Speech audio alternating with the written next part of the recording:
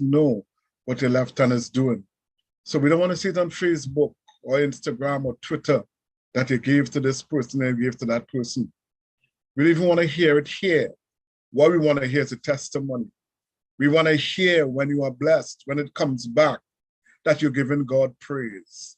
That you know, that you say, well, look, I gave and this is what God has done. We want to hear the testimony. And the testimonies, when you come back, the testimonies will be giving God thanks. It will be saying, God, I thank you that your word says that if I give, it will come back to me, good measure, shaken together, pressed down, shaken together and running over. God, this is what you did for me. And that will be to encourage someone else. So even though we have declared a week of giving and we are going to give, it is not for the world to see. It is not for us to publicize it and go on Facebook and say, you know, I am giving and I'm waiting on the Lord. Don't let your right hand know what your left hand is doing. You give. You give. And I promise you, just as Pastor Nicole says, it will, not might, not maybe, it will come back to you. Good measure, pressed down, shaken together, and running over. Men, human beings will give into your bosom. It's not going to fall from the sky. Men will give into your bosom.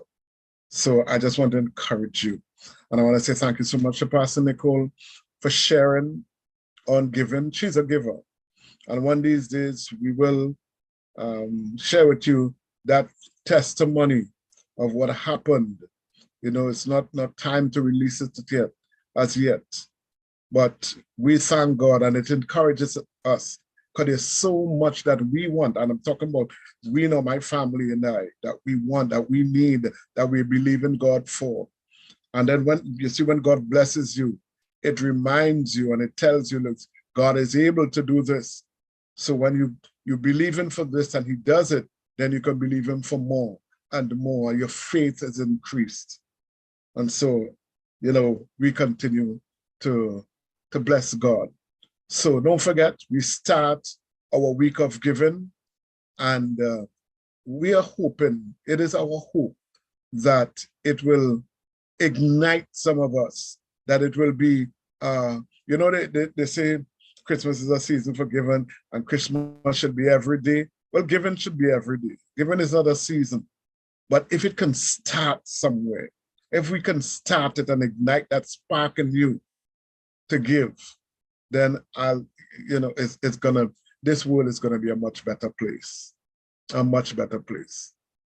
So let us continue where we left off last evening. If you're here for the first time, we welcome you to the Live Right family under the Live Right Ministries. My name is Noel Richards, pastor, and my wife, you just heard, is the first lady of this ministry, Pastor Nicole Richards, and we're here just to tell you what God says. We are here to encourage you so that you would be better. We are here to encourage you to live right, because that's what God wants.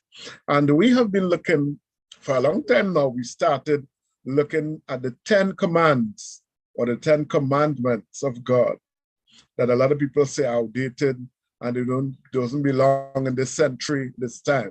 But we have seen and understood that the principles of God remains eternal. And so if we just look at the 10 commandments as just 10 rules and 10 laws, then we could find reason to say that they're outdated. But when we understand the principle, we understand what God is saying, then we will realize that they relate to our very lives today. We looked at the first one where it says, thou shalt have no other God but me. Then God went on to say, thou shalt not make unto thyself any graven image, nor the likeness of anything that is in the heaven above, or in the earth beneath, or the waters under the earth. Thou shalt not bow down to them or worship them. And he said, I, the Lord thy God, am a jealous God, and I'll visit the sins of the fathers unto the children, and to the third and fourth generation of them that hate me. And I will show mercy to them that love me and keep my commandments. And then he went on to say, thou shalt not take the name of the Lord thy God in vain. And we looked at that and what it really means to take the name of the Lord your God in vain. If you missed it, then please go back and look at the videos on YouTube. We looked at the Sabbath day. What does it mean? What was God saying? You know, we have made a religion out of it, but what was God saying when he said, remember the Sabbath day? Then he said, honor your father and your mother. We looked at that and what that means as well, that your days may be long in the land which the Lord your God gives you. We saw thou shalt not kill. We looked at it, which means thou shalt do no murder. And we looked at different ways that you can murder, including abortion. We looked at thou shalt not commit adultery. And we spent a long time on that one because we branched off into David and Bathsheba and Psalm 51. We looked at repentance and we've been looking at forgiveness. So we spent a long time on that one. And now we have come to commandment number 8. And it says, thou shalt not steal. You shall not steal. What is it to steal? Well, if you look in the dictionary, it says to steal is to take another person's property without permission or legal right and without intending to return it. Let me say that again. The dictionary says to steal is to take another person's property without permission or legal right and without intending to return it. I am not too sure if I like that definition because I feel I could poke some holes in it. But I want to ask you a question. If it is that to steal is to take another person's property without permission or legal right, without intending to return it, my question is, what if you intended to return it? What if you take something that belongs to somebody else without their permission, but you intended to return it? Is that stealing? I want somebody to jump on that and tell me. I'm asking a question right away. Because the definition says to take another person's property without permission or legal right, without the intention to return it. So my question is, if you take something that belongs to somebody, but you intended to return it, is that stealing? Whose hand is up? Judah and Miss Reed. Okay, Judah and Miss Reed, in that order. Dr. Judge, if you're stealing, right? You're stealing without somebody's permission. That's the definition of stealing. Even if you intended to give it back, you did the action already, which is stealing. So if I take a book from you, right, I'm still returning it. So if I'm returning it the next day, right, because I wanted to get some notes, I still did not ask for your permission. So it still be considered as stealing. But isn't that borrowing? No, but you did not ask for their permission. Okay. It's two different things. Thank you, Judah. Thank you. Is that Miss Reed now? Miss Reed, yes. Yes, good night, family, good night. Yes, it is stealing. If you are in charge of some finances, right, and you take it without permission, intending to return it, and the owner comes before you return it, you'll be charged for stealing. So it is stealing. Interesting, interesting. Thank you. Miss Reed, anyone else? Joshua Richards. Joshua.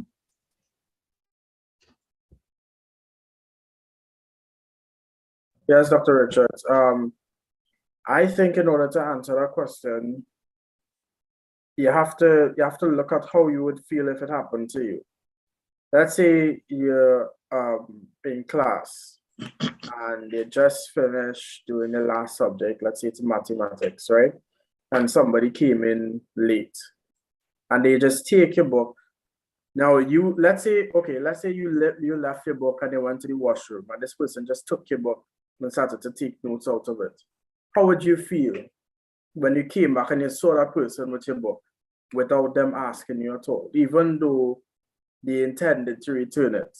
Or maybe they took it and they left with it, and they're worrying, where's my book, and the next day the person come back and give it and say, oh, I just took your book to take a few notes. How do you feel in that situation? So I feel in order to answer that question, you have to look at how it feels how it would feel if it was done to you, and then you can get the answer to the question. But for me, I think it's still stealing, even though you intended to return it. Okay, thank you. Anyone else? No, Dr. Richards. I thought I heard somebody's voice in the background. Okay, so then the definition has a little hole in it then, because this is what the dictionary says: to take another person's property without permission or legal right and without intending to return it. I feel that they could have stopped after legal right. To take another person's property without permission or legal right. Because if it says, and without intending to return it, sorry, then it means that if you did intend to return it, it's not stealing. And I don't agree with that, like most of you, what you said. So it's not so much the intention, and as Ms. Reed said, there are lots of people now in prison because they were in position where they had access to funds that weren't theirs. And they thought, well, you know what? I have a bill to pay, the rent is due, or I need a down payment on a car, or something. And they intended, because they intended to put it back before it was missed. And so they, according to them, borrowed it and used it. And some of them would have been caught and they're in prison now, or they would have spent time in prison. Some of them may be in positions now that they haven't even been caught. But the point is that it's not your intention. What is important is not your intention to put it back, but the fact that it doesn't belong to you. You do not have permission. You do not have the authority to take it. And if you do not have the authority and you take it, then it is stealing. And too many of us, and I'm just generalizing now, or let me just say too many people, use the excuse that, listen, it was only for a short time, and I expect to get some money soon, or when I get paid, I will put it back. Or, whatever thing you're expecting, and you figure, well, listen, I will put back more. And we comfort ourselves with those things. But the point is, if it is not yours, doesn't matter what your intention is, it is stealing. So to steal is to take something that belongs to someone else without the person's permission. And you see, stealing is not only God's law, it's not only God's commandment, but it is, of the 10 commandments, this is one that all society, all religion accept. This is a basic law of society. And the thing about stealing as well, it is not confined to ethnicity or nationality or your age or even your status. Young children steal, teenagers steal, older people steal, even little toddlers steal from one another. It doesn't matter whether you're African descent or Indian descent or Chinese or whatever, no ethnicity, people steal. It doesn't matter whether you're Trinidadian, Jamaican, American, you steal, people steal. It doesn't matter whether you're rich or you're poor. In fact, some people become rich by stealing. So it is not confined to any particular age or ethnicity, nationality, or status. Stealing is something that is universal. And it's a law that we ought to obey. Thou shalt not steal. But the thing is that, why do people steal? Why is it people steal? And I want some feedback from you right now. Why do people steal? If it is such something that all societies frown on and have it as a law, all religions, all nationalities, every country in the world say don't steal. If it is so, then why do people steal? So let's talk about that a minute. Give me some Brother reasons. Brother Jonathan, his hand is Yes, up. Jonathan. Good night, family. Dr. Richards, the answer to that question is that why do people steal? It's because they're greedy, they're selfish, and they want everything. They want everything for themselves. That is why. They're greedy, selfish, and want everything for themselves. Thank you, Jonathan. Anyone Welcome. else? Sister Margot. Mr. Margot. Yeah, pleasant good night. Some steal just because they feel they can get away with it. Some feel because they feel they could get away with it. Okay. Yeah. Thank you. Anyone else? Sister Mitzi. Sister Mitzi. Hi, good night. good.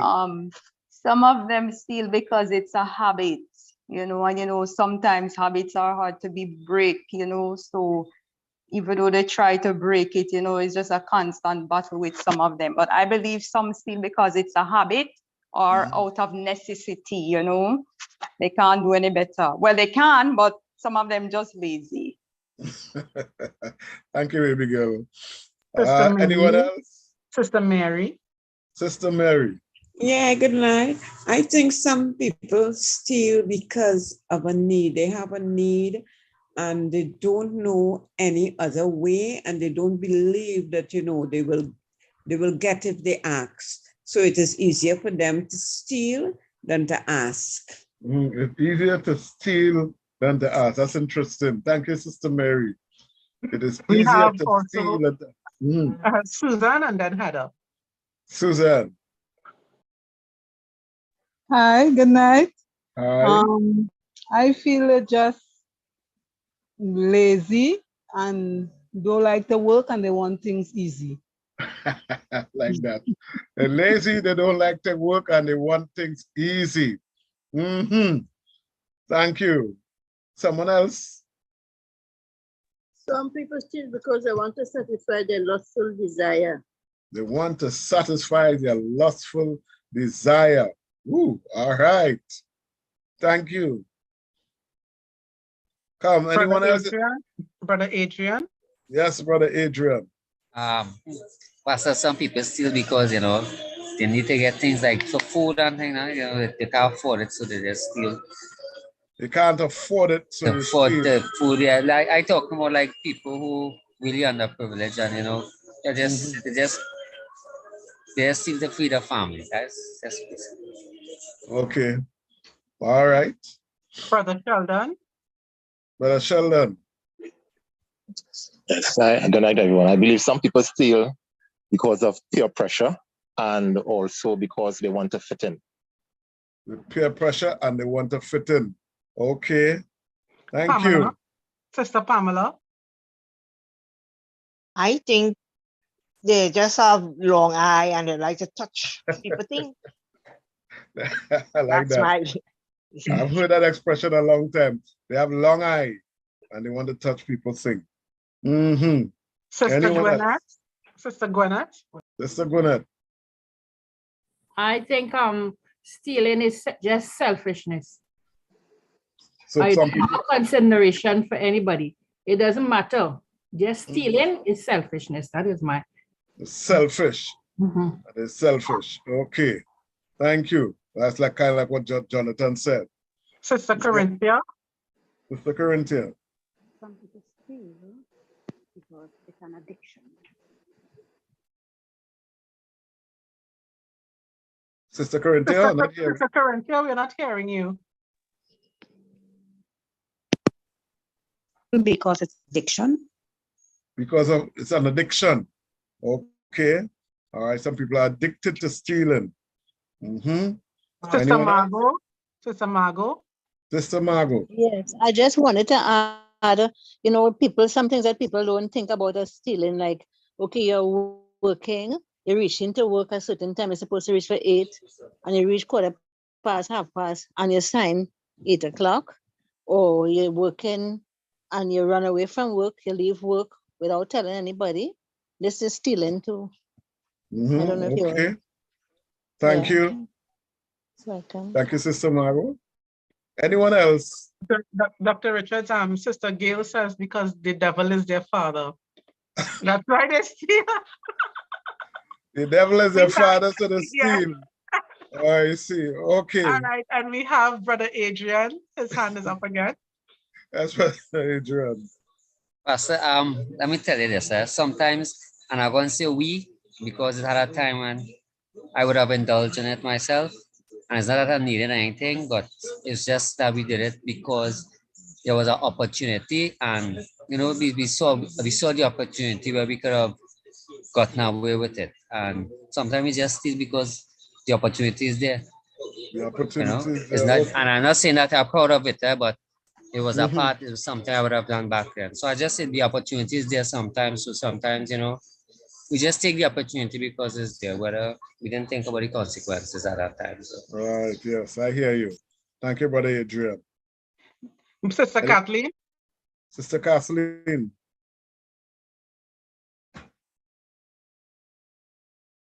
Sister Kathleen. You have to unmute yourself, Sister Yes. Kathleen. Put your mic. Good night, everyone. I Good say people steal because of besides in prayer pressure, like being bullied in some when some people being bullied or like a dare, but I dare you to do this kind of way Okay. and like that. Okay. Thank you. No more hands, Dr. Richard. She said something there. Well, I thought I heard her say something there. It would have been a mispronunciation of the word. She didn't do it mispronounced, but it's what I heard. We talk about peer pressure, but I thought I heard her say prayer pressure. I wonder if there's such a thing where we can exercise prayer pressure on people. Sister Pamela. To pray. Just a thought. Sister A Pamela. young man I know, he was stealing iron that people put up to build a wall. He saw it and he broke it down. And he said, it's because a man hungry. And that's what he's stealing it to do. Okay. He say he's hungry. Thank you. Thank you. And so let's talk about, all of you are correct. And there are different reasons why people steal. Let's go through them one by one. And let's talk about it a little bit. The first reason, and I've listed some reasons here, is what I call necessity. And basically is what we just heard. Someone is poor and they don't have the basic necessities like food and clothing and maybe medication for the children. And they don't have any place to live, as a matter of fact. And people steal for that reason. They steal out of necessity because they can't work. They don't, or some of them can't find a job. Some of them will not be hired. There are people I know who they tell you they went to prison for some reason and they come out and nobody wants to hire them. Nobody wants to hire them. We have somebody who was a member of this family, this Live family, who was here, was part of the family. And, he was in prison before. And he came out and he couldn't get a job. And as I remember, I gave him a recommendation. He got this job, this interview for a job. I gave him a recommendation. And he went and he got the job. He got the job. I don't know if it's based on the recommendation. That might have been part of it. But then the next day, he went and tried to rob a store or a place. And the police held him. And it was on television. And he's back in jail. And he told me, because I've spoken to him since, he said they found out that he went to prison. And so he didn't get a job again after he got the job. When they did the background check, they realized that he went to prison. And so he went and he needed money. So he decided, you know what? Nobody ain't giving me anything and I need this money. So he went and he had a pretend gun because he didn't have a real gun. He could have gotten himself killed because the police, and he did it. I mean, it was on television, so that's to tell you what cameras were around. And he went and he tried to see, because he could not get a job, and as far as he was concerned, it was a necessity, and there are people like that. But stealing is stealing, even out of necessity. Stealing is stealing. Proverbs 6:30 and 31. I gave out some scripture verses tonight. I don't know if Joshua put them in the chat. Let's look at Proverbs 6:30 and 31. Good night, everyone. I have it, Pastor Noel. Go ahead. One does not condemn the hungry thief who steals to fill his stomach. Nevertheless, if he is caught, he must pay sevenfold and give all the goods in his house. You hear that? Don't condemn a man if he's stealing out of necessity, if he's starving. Don't condemn him yet. If he's caught, he must restore. What does it say? When he's stealing, steal good and got caught? That's not really saying that, although we could, we could take that from it. But it says that there are people who they just don't have. So how do we counteract that? What do we do? By doing what Pastor Nico was talking about. When you give, there are people who don't have, and those who have should give. You know, it is said that if everybody who has give, then there'd be no poverty in this world. If everybody who had shared what they had, the rich and those who are well off, if they shared, there would be the poverty would be eradicated. But there are those who have and keep for themselves, and there are those who don't have and they starve, and that causes them to go out and steal. All right? So that's one of the reasons why people steal out of necessity. Another reason why, and you'll find that some of these things that I'm talking about, you all would have already said them, but we're still going to go through them. Some people steal just for the thrill of it. There's an excitement in stealing. The thought of getting away with something could be so exciting. The sense of accomplishment for outsmarting the system or getting away from the law, the adrenaline rush, the satisfaction, the feeling of achievement. So you get away. And you see that in a lot of movies with these famous thieves, whether it's an art thief or some kind of thief. Just the excitement, just the fact that they can do it. There's something in them that drives them. They don't need this stuff, some of them are rich already based on maybe things that they have stolen in the past, but they just hear something new come up and wow. So the fact that they can do it, there's a thrill. There's the fact that they can get away with it. And for some, even if it is me robbing people who other people, because they don't have, taking advantage of people because you can get away with it, you steal from them. Let's look at Proverbs 22, verses 22 and 23. Proverbs. Don't take advantage of the poor just because you can. Don't take advantage of those who stand helpless in court. The Lord will argue their case for them and threaten the life of anyone who threatens theirs. You hear that? Don't rob from the poor because he's poor and helpless and he could get away with it. Some people just love to do that because I know I can get away. They rob those who are less fortunate than themselves. So and there's deceit, and there's when you're robbing people, when you're stealing from people, in some cases there's a lot of deceit. There's a lot of you trick people into things. I remember getting a phone call some years ago, and the person who called me was a friend of mine, and he's telling me about this this grant that is given to certain people, and he knew of my situation, and he figured that I could be one of those persons who could get the grant. So he's talking to me, but he's texting me, and I'm texting him back. I don't like texting, and that's one of the things I tell you. I don't like these texting conversation, but I'm talking to him, texting him, and he asked me, saying, do you think you could do it, something like that, boy? I got a large sum of money. And I told him, I said, yes, boy. And I started explaining to him what was going on. I think that was the time when my wife had just lost her job. And, you know, things were looking really, really bad because there was from a 2-income family, we came down to 1 income. And then, you know, I was just working part-time. So he asked me if I could use with that money. And I said, yes. And I started explaining to him all that we were going through because he's a friend of mine. And I'm texting him and he's texting back. And then he told me about the grant and he told me to call this particular number.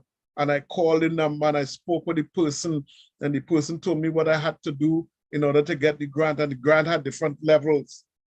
But there was one stipulation that in order to get the grant, I had to, you know, send some money so that they could send it back to me. Because they had to send the money FedEx and other things. And it's back and forth. And, you know, after a while I put down and then he called me back. And at one time I called him because a friend of mine, I called him, I picked up my phone and I called him and asked him, and he had no idea what I was talking about. I said, but I was just talking to you. He said, no, you wasn't talking to me. The man's picture is there. No, that's why we are texting. And his picture is there. And I'm texting him and he's texting me back. And I'm pouring out my heart to this man because he's a friend of mine. And he's telling me, boy, it's not me I was talking to, you know. And I waited, I told him thanks, and I waited, and the person messaged me again. And you give me a number, and I actually spoke to somebody with it was an African accent. But the interesting thing is, I'm speaking to somebody with an African accent, but this person was a white man. The image that came up was a white man. Now, not that white men can be from, you know, one of those African countries, but it didn't match. So all of that. And then he's asking me, did you send him money? Because he gave me the information to send him money. And I realized it was a scam. And and he is taking advantage of well, you didn't take advantage of me, but there are many of us who have fallen prey to that. And I think it gives them a sense of excitement to know that they can deceive people like that. And he wanted to steal the little that I didn't have. He wanted that from me. And even though, you know, and I'm thinking after, here it is, I'm pouring out my life to this man and telling him the situation that I'm in. And like that didn't do anything for him because I think they have become numb to that. They don't care what you are going through. They want to get your money. They will steal from you your last cent. And I'm saying that to encourage some of you, please be careful, especially with these online things that tell you win a lot of money, but you have to send some money to get it. Be careful with that. He wanted to steal from me, even though I was in a position where I didn't have much to give to him, but he didn't care. And that's why some people steal without a conscience. They take things from you without a conscience. So be careful. So the thrill of this thing and the fact that they can get away with it and do things and get away with it, that's another reason why some people steal. In fact, let me pause here and ask a question because we're coming down close to me. That story that I told, that happened, what happened to me. Has any one of you ever experienced anything like that?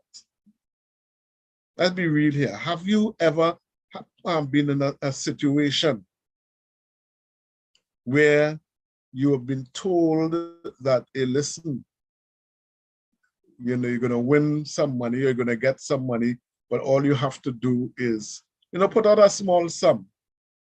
Because I was told I could get an X amount if I send this amount, and I can get more if I send more. And we talk about hundreds of thousands of dollars, because it was supposed to be some governmental thing. Has any one of you ever experienced anything like that? Anybody? Yes, Dr. Richards, we have two hands. Oh, sorry. Go ahead. So, me first? Yes, go ahead. Yes, sir. Yeah. Okay, good night, everyone. You know, just about a month or so ago, actually, I was home. It was in the night time, and I got this message, this phone, this text number, this text that came through, and the person said, "Hi." So I said, "Hello, who is this?" And the person gave me a name. And then he said to me, "I am the marketing manager of DHL. And I'm contacting you because I have no," before he even went there, and he said hi, and I said, "Who is it?" I said, you know me, I always like to ask people this question. So I said, "If you die today, do you know where you're going?" And he sent back this text, and he said, "What you playing with me or what? Is this a joke you're playing with me?" I said, "No, I'm not playing with you. I just asked you a question." He said, and then he said to me, "I'm the marketing manager of DHL, and I'm contacting you because you won a large sum of money, and I need to be able to give this money to you." And he sent me a picture of a lady in I think it was the States, who had a video, who had just gotten this large check for $100 and something thousand. So I said, "Really?" He said, "Yes." I said, "Okay." I said, "So how do we go forward with this process?" Because I knew he was a scammer, but I was playing along actually. So I said, "So how do we continue? How do we go forward with this process?" He said, "Well, I'm going to send you a form which you have to complete, so that we'll have all your particulars." But it so happened that my phone was really giving me a lot of problems, and I had I was running out of storage and stuff, so I was unable to download the information. So I said to him, I said, "Look, I am unable to download the information." He said, "Well, I need to get this money to you by Mondays, so it will be at your door on Monday." I said, "Well, I can't download the form." I said, "Well, what you can do, if you are the DHL manager in whatever country it was from," I said, "we have a local chapter here." I said, "Contact one of your local representatives and let him come to my door with the form, and I will complete it." That was the end of the conversation, He never answered. Yeah. So then I blocked him immediately because I realized it was a scam, So that's what I said. Send your local representative. If you have a local representative here, it's easy to verify, and we can go forward. But no, he didn't want that. He wanted to get my information, and it was, when I saw that form that came through, I didn't want to download it on my phone at all, because I figured as much as it would have been it would have had something in that could have captured information, because that's what they do, from the moment you open these things that are sent. So I told him, I said, "No, my phone is out of storage." I was so happy because it's a fact. It was the truth. Didn't have to lie.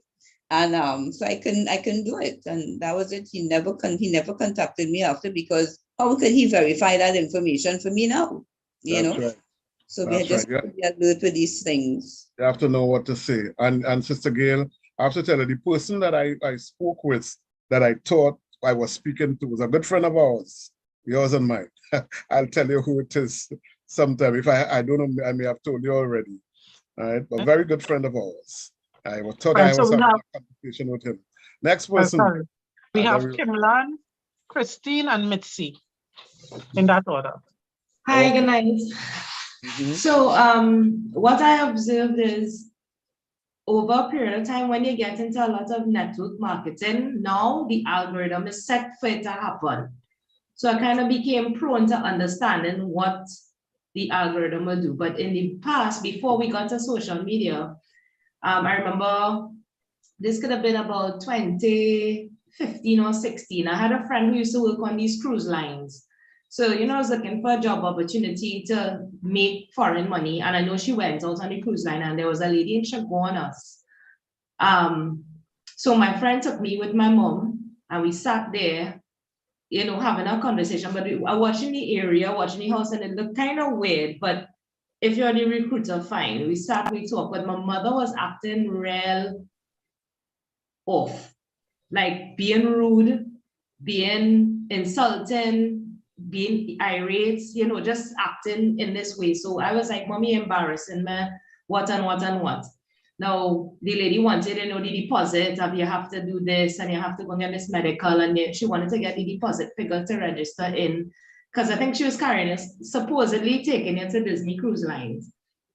And so because of my mother's instinct and acting silly, because his mommy had to give me the money, and I was like, Mommy, why are you being so selfish, etc. Not less than a week later, we found out that this lady was fraudulently registering people for cruise lines.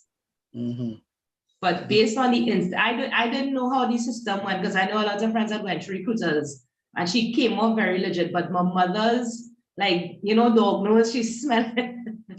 She was able to smell enough for us not to do it. So I came to understand when my mother act irate and silly, and trust me, it's not something you would have wanted to see. I should have picked up on it. So afterwards, it was like, okay, she instinctively knew it was a scam without it looking, without making the person out. So she acted crazy, but we came to find out that this person was going to rob us if we had registered with them. I mean, thank God for that. Yes. That was my experience. Okay. Sister Christina and Sister Mitzi. All right. And we're asking you to bear with us. I know it's late. Just bear with us, a few more minutes, please. Thank you. Yes, pleasant good night. I was in the same position like how Dr. Noel say, the person is his friend. The picture that when I call in, I didn't call, is one of my friends who I know.